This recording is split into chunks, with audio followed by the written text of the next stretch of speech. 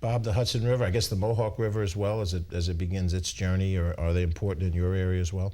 Absolutely, George. I mean, we go back now 400 years, and this is the quadricentennial celebration of Henry Hudson coming up the Hudson River, as you suggested. And there's a lot of celebrations going on this year relative to that. But at Albany is where the Hudson River stopped as far as travel, and although the Champlain Canal went up, also it went out west to Buffalo.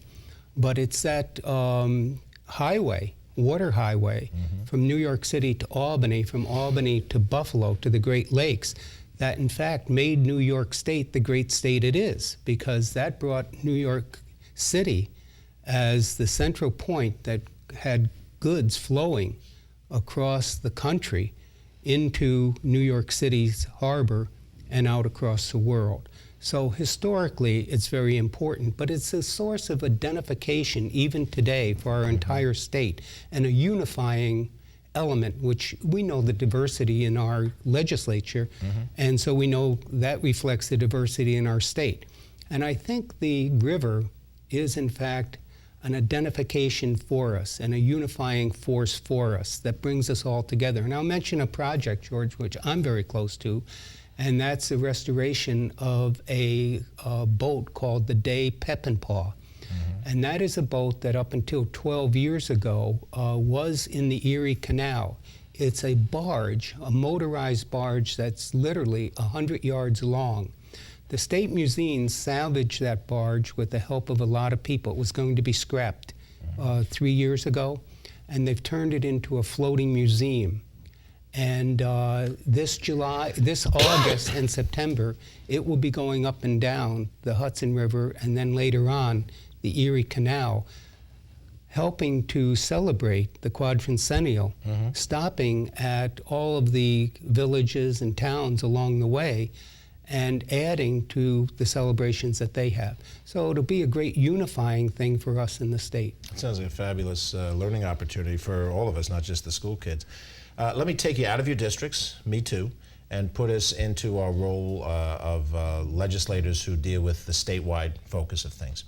I'd say a little over a month from when we're doing this taping ago in June, the Assembly finished its legislative session, and of course the Senate was caught in a month of gridlock.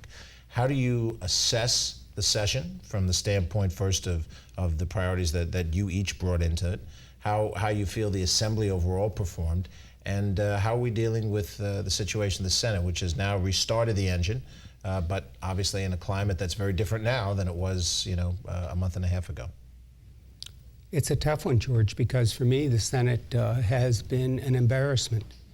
And at the same time, up here, where we have a more knowledgeable group of people, constituents, about state government, they clearly saw the difference between the Senate and the Assembly. We were supposed to, I think we were supposed to end about June 23rd or 24th, and we were literally 2 hours late. We finished, I think, at 2 a.m. on a Tuesday. We were due to finish on that Monday. And we passed thousands of bills. And prior to that, we had our budget in place. And we did address all of the important bills that we were, in fact, supposed to address. And so we did our job. We did our job on time. We could go on, but I think we have to sit back and see what are the lessons we as legislators and what are the lessons our constituents will learn about what happened in the Senate. Right now, I'm thinking, what people can realize is that the stalemate that occurred had nothing to do with constituent services or legislation or budget items. It had to do with power. It had to do with the power between the two political entities. And I think that when people see that, they'll have a better understanding of what is happening in their government, and in fact, maybe do something about it. Tim, your thoughts? Yeah, we had a few people calling the office, angry, yelling about it, who weren't really clear on the difference between the two chambers of the House, the Assembly, and the Senate. But for the most part, I agree with Bob. In this area, it was very clear to folks that the trouble was down the hall. in a democracy is not a perfect system, and but it might be the best system we've got. So we're going to run into these situations when the balance is so close between the two major parties. That's to be expected to a degree, but I think what really was fairly clear to any thinking person, and as Bob alluded to, although the word reform was thrown around quite a bit, I didn't hear anyone really enumerating the reforms day in, day out.